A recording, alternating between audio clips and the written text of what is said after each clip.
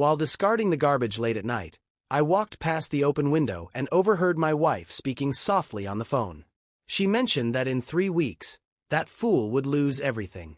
All I had to do was wait a little longer. Once the prenup loophole activated, I would claim the house, the car, and half of his business, then erase him from my life. I simply smiled and went inside to kiss her goodnight. 3 days later, my WhatsApp was bombarded with 44 frantic messages pleading with me. To be honest, I wasn't sure how to begin without sounding paranoid, but here it goes. I didn't want sympathy. I just needed to vent because if I didn't, I would explode. If anyone has ever been blindsided by someone they trusted, maybe you'll understand. This started about a week ago, although the days have blurred together. It was definitely late, around 1 a.m.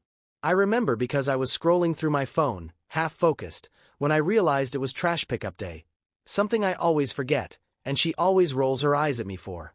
So, I got up to take it out before she could say anything. As I approached the bins, everything seemed normal, just the usual unpleasant smell of humidity and the neighbor's porch lights on, while I was still half asleep. As I was dragging the bag back, I heard voices, not loud, but not completely quiet either. Our kitchen window was slightly open, which was odd because she always warns me about bugs getting in. I heard her chatting on the phone, not via FaceTime, just a regular call, and she had that tone she uses when gossiping with her friend Stella. I almost kept walking, but something about her tone made me slow down.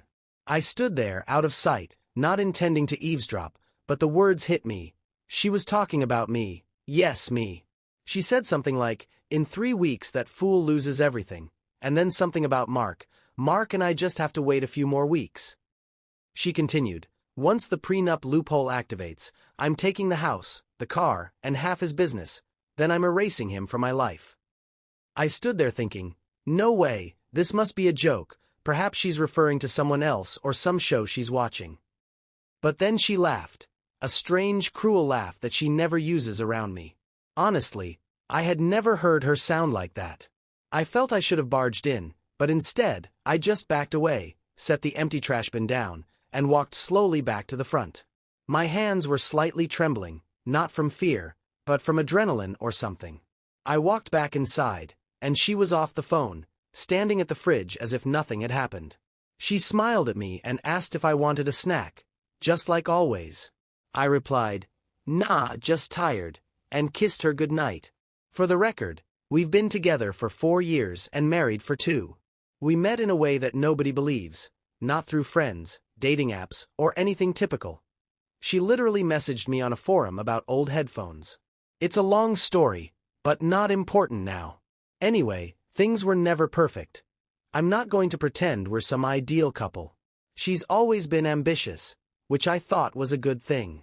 She can be intense and competitive, sometimes saying things that make people uncomfortable at parties, but nothing truly malicious. Recently, though, she's been odd about money, asking about paperwork, making little comments about my spending. I assumed it was just stress. Mark, he's this guy she went to high school with and is always around at group events. I never really liked him, but I didn't have a solid reason to voice my feelings. I thought maybe I was just being jealous, but apparently not. That entire night, I lay in bed, staring at the ceiling with her breathing right next to me, and all I could think was, is this real? Is this a prank? I began reviewing every conversation in my mind, every strange look she had given me, every argument about money, chores, or who was supposed to buy groceries. I considered the prenup. We signed it because her parents insisted, not me, and I barely skimmed it. I recall her mother saying, "It's just to protect both of you. We're not implying anything bad will happen." The following day, I tried to act normal while she made coffee and scrolled on her phone. I observed her every move. She kept texting, smiling at something, then looked at me and asked if I was okay. I replied, "Yeah, just tired, work's been crazy." She shrugged and returned to texting. I wanted to grab her phone and see who it was, but I didn't, not yet. I began noticing little things. 2 bags packed in the closet, one still with tags. She was moving money around from checking to savings, which she never used to do. She suddenly became obsessed with getting her own car insurance, which was strange since we always bundled it for a discount. Just last week, She even asked me to show her how to log into my main account because something was wrong with the Wi-Fi. I said I'd take care of it later, and she got all huffy. I'm not trying to act like I'm some saint. We argue sometimes.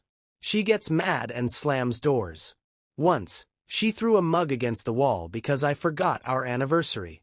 Yeah, I know, I'm that guy, but I never thought she would actually do something like this. That night, I sat on the couch, just watching her. She was on her laptop, headphones in, typing furiously. I asked who she was chatting with, and she said, "Just Stella, planning something for the weekend." I nodded but kept watching. She noticed and got defensive, asking, "Why are you being so weird?" I said nothing and went to the backyard, scrolling through my phone for about an hour. When I returned inside, she had gone upstairs and left her phone unlocked on the table. I tried discussing it with my brother to see if I was losing it, but he just laughed and said I was being paranoid and that I always overthink things. I told him about the bags, the phone calls, the prenup, and he just shrugged, saying, "You should talk to her, man. Maybe it's nothing." I wish it was nothing. So, I've been keeping it together on the outside. She keeps asking me to do little tasks for her, like fixing the leaky faucet or picking up her dry cleaning. But I can't even look at her right now without picturing her on that call plotting with Mark. She keeps suggesting we go out for dinner to celebrate something, but I keep saying I'm busy to buy time. Why is she like this? If you asked her, she'd probably say I'm lazy, that I don't plan for the future enough, or that I don't push her to pursue her desires. She's always chasing the next thing, comparing us to her friends, discussing how we could have more. I thought that was just her being driven, but perhaps I missed the signs or didn't want to see them. Here's the thing. I'm not just sitting here waiting to be trampled on. I'm not the sort of guy who will let someone take everything and walk away smiling. I've already started moving things around, not going to disclose what, but let's just say she's not the only one who can play games. I'm furious, and I won't sit idle while she and Mark laugh behind my back. Yesterday, she slammed the door when I didn't respond about going to her friend's party this week. I just watched her, saying nothing. She returned downstairs later and acted like nothing was wrong, but I saw the look on her face when she noticed I was still awake, just sitting on the couch. I have my own plans now. 3 weeks. She's not going to see it coming. I'll update soon. A part of me wishes this was all in my imagination, but it's not. I can't wait to see how she reacts when she realizes I'm not as oblivious as she thinks. Feel free to ask me anything. I'll respond. I'm not holding back any updates. So, here's the first update, like I promised. I appreciate everyone who commented or DM'd me last time. Honestly, some of you were wilder than I am, and that's saying something. This week has been, I don't know, messy doesn't even begin to cover it. More like living with a stranger who's still going through the motions of being my wife, pretending nothing is wrong. I keep catching her checking her phone every 5 minutes, acting all jumpy if I so much as look at her oddly, and she's treating me like I'm the paranoid one, which is kind of hilarious at this point. The day after that phone incident, I went quiet, just observing. She noticed because she always picks up on things when it's about her. She kept acting normal, suggesting we do things together, which frustrated me. Even though she has her own accounts, we still maintain a joint one for bills and the house. So I started transferring any extra funds out bit by bit to avoid raising any flags. Not enough to be obvious, just enough to strip the cushion. I set up notifications for any new transfers and started double-checking what I actually own, like whose name is on what. I discovered she's been asking her cousin, who's not subtle, about refinancing options, which is definitely not normal. I know some will question why I don't just confront her, but I wanted to see how far she would go, if she would slip up or become desperate. I began leaving my phone face up, pretending to text late at night. She kept glancing over, trying to act nonchalant, but I could tell she was dying to know what I was doing. I also changed all my passwords. She noticed, of course, and got snippy about not being able to log into the streaming account. I told her I was updating security because of a scam email. She rolled her eyes so hard I thought they might fall out. Then she slammed her laptop shut and stormed out to the porch. I just sat there scrolling through TikTok, not even pretending to care. She started going out more too, suddenly having plans every night. Drinks with Stella, gym with Jessica, whatever. But then she returned home and showered immediately, which she never used to do that late. She's also suddenly obsessed with cleaning her car, which is amusing since she used to treat it like a trash bin. I found a strange receipt in the glove box for a bar I know she dislikes. I didn't mention it. I just snapped a picture and put it back. Then there's Mark. He started appearing more, but not at our place. She's careful, waiting until I'm out to meet him. I saw his car in the lot when I picked up groceries, and he looked at me as if he'd seen a ghost. I just smiled and waved. Later, she got all weird about why I took so long. I needed to intensify the pressure, so I began quietly moving valuables out of the house. Nothing too obvious, just little items, my old tech, some collectibles, things she never cared about but I'd be upset to lose. I put them in my brother's basement and told him it was for decluttering. He gave me that look like, "You're being weird," but didn't push. Then I started acting a little suspicious, like leaving my keys by the door, asking random questions about her schedule, and making offhand comments about checking on the house insurance or reviewing the prenup. Each time, she'd stiffen for a moment, then brush it off.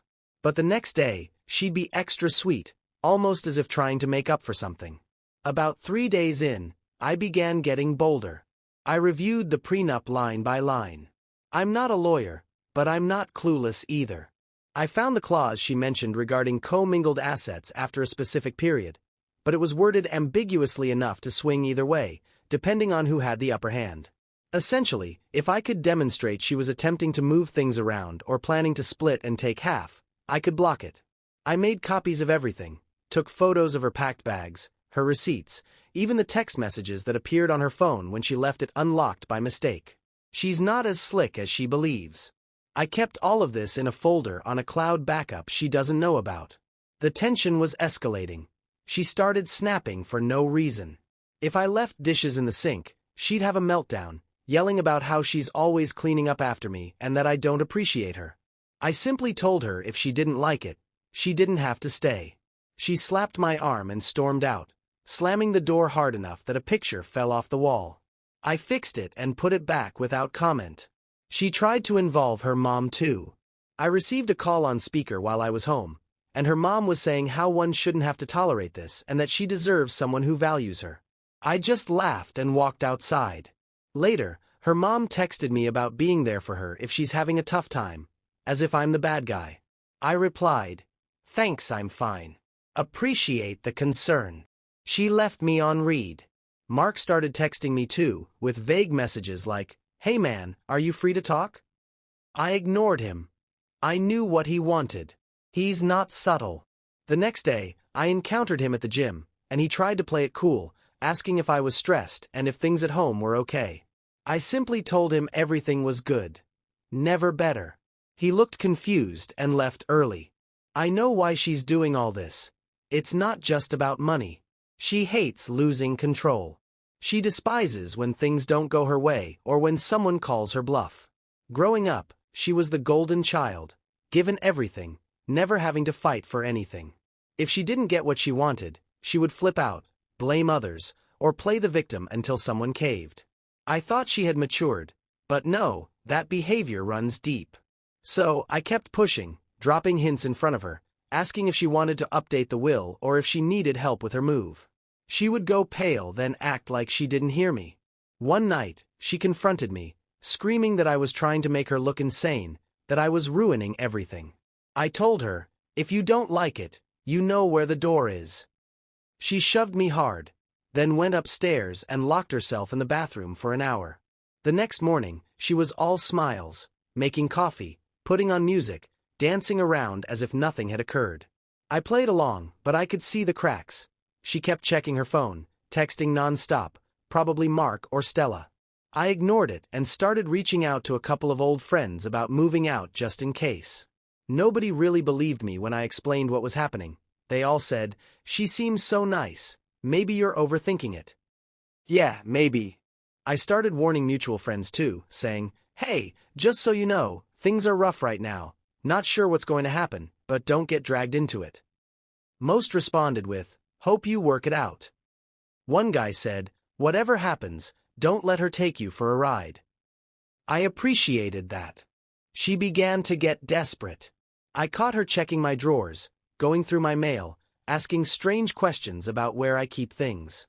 I played dumb, letting her think I was oblivious, then switched up all my hiding spots and removed anything important from the house. The last straw was last night when she attempted to surprise me with dinner and said we needed to talk. I sat down, and she began fake crying, claiming she felt unloved and that I wasn't invested in us. I just stared at her and asked, "What do you think you deserve exactly?" She fell silent, then tried to flip it, accusing me of stealing from her. I told her I was ensuring she wouldn't take what wasn't hers. She attempted to slap me, but I blocked her arm and told her we were finished.